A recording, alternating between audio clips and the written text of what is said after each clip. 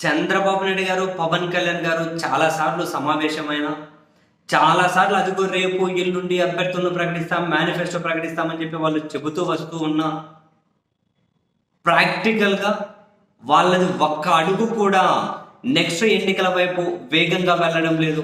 కేవలం మాటలకు మాత్రమే పరిమితమయ్యారు. అండ్ 4వ తేదీ నుంచి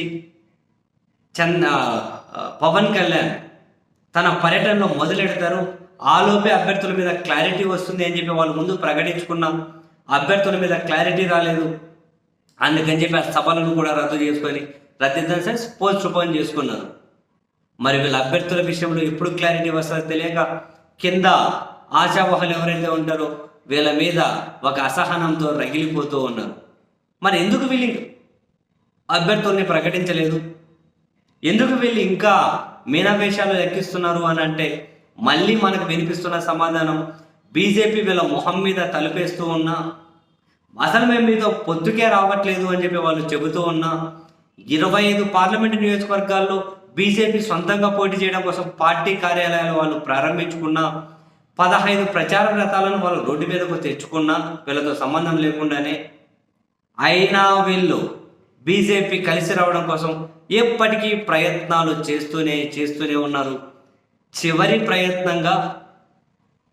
ప్రయత్నంగా వీళ్ళ తరపున బీజేపీ దగ్గర పైరవీలు చేసే వ్యక్తులు ఎవరైతే ఉంటారో, వీళ్ళ తరపున మంత్రాంగం నడిపించే టీం ఎవరైతే ఉంటారో వాళ్ళు బీజేపీకి ఆంధ్రప్రదేశ్లో ఏం కావాలి, అల్టిమేట్గా మీకు ఏం కావాలి, ఎన్ని సీట్లు కావాలి, అన్ని సీట్లు ఇస్తాం, రండి పొత్తులోకి, ఎన్నికల తర్వాత అయినా ఖచ్చితంగా మీతోనే ఉంటాం, ఇంతకుముందు ఏదో జరిగింది ఈ ఒక్కసారికైనా నమ్మండి, మళ్ళీ కనుక రిగ్రెట్ ఫీల్ అయ్యే విధంగా చెయ్యకుండా చూసే బాధ్యత కూడా మాది అని కొందరు పెద్ద మనుషులు కూడా బీజేపీ దగ్గర ఇంకా చర్చలు పెడుతూనే ఉన్నారట.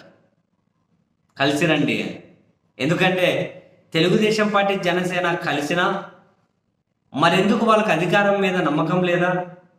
కనీసం 0.5 లేకుండా 1% మించి కూడా ఓట్లు లేనటువంటి బీజేపీ కోసం ఎందుకు వెంపర్లాడుతున్నారు అంటే ఎలక్షన్ మేనేజ్మెంట్. డబ్బు కావాలి, బీజేపీతో పొత్తు పెట్టుకుంటే కార్పొరేట్స్ నుంచి ఫండ్స్ వస్తాయి, విదేశాల నుంచి వచ్చే డబ్బు ఈజీగా చేరుతుంది ఇక్కడికి. బీజేపీతో పొత్తు పెట్టుకుంటే విదేశాల నుంచి వచ్చే డబ్బు ఈజీగా ఇక్కడికి రీచ్ అవుతుంది. ఎన్నికల కమిషన్ని అనుకూలంగా వాడుకోవచ్చు, ఎన్నికల కమిషన్ని అని కావాల్సిన అధికారులను కావాల్సిన ప్లేస్లో పెట్టించుకోవచ్చు. అంటే ఎలక్షన్ మేనేజ్మెంట్ పూర్తిగా గ్రిప్ దొరుకుతుంది కదా అని.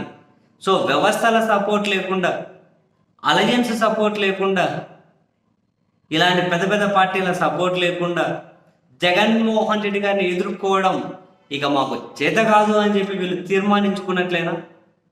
ఇక బీజేపీ కలిసి రాకపోతే ఇక ఏదో ఒకటి తప్పదు కాబట్టి ఆ ఎన్నికల కురుక్షేత్రంలో విజయమో వీర స్వర్గమో అని దూకడం తప్ప వేరే ఆప్షన్ ఉన్నట్టు వీళ్ళకి లేదు. చివరి అస్త్రం, ఎన్ని సీట్లు కావాలి, ఏంటి అసలు, మిమ్మల్ని మీ నమ్మకాన్ని మేము గెలుచుకోవాలంటే ఏం చెయ్యాలి అని చెప్పి ఆ ప్రపోజల్ కూడా పంపించారు. వాళ్ళ స్పందన కోసం ఇంకా చివరి ప్రయత్నంగా వేచి చూస్తున్నారు. ఫైనల్గా వాళ్ళ నిర్ణయం ఇంకా తేల్చేయగానే వీళ్ళ చివరి ప్రపోజల్ కూడా వాళ్ళ ఆన్సర్ మేము మీతో రాము అనేదే ఫిక్స్ అయితే ఇక వీళ్ళ దారి వీళ్ళు చూసుకొని ఇక అభ్యర్థులను ప్రకటించాలి అనే ఆలోచనలు అయితే ఉన్నారు. స్టిల్ ఎప్పటికీ బీజేపీ మీద ఆశగా ఢిల్లీ వైపు, హైదరాబాద్ నుంచి చూస్తూనే ఉన్నారు.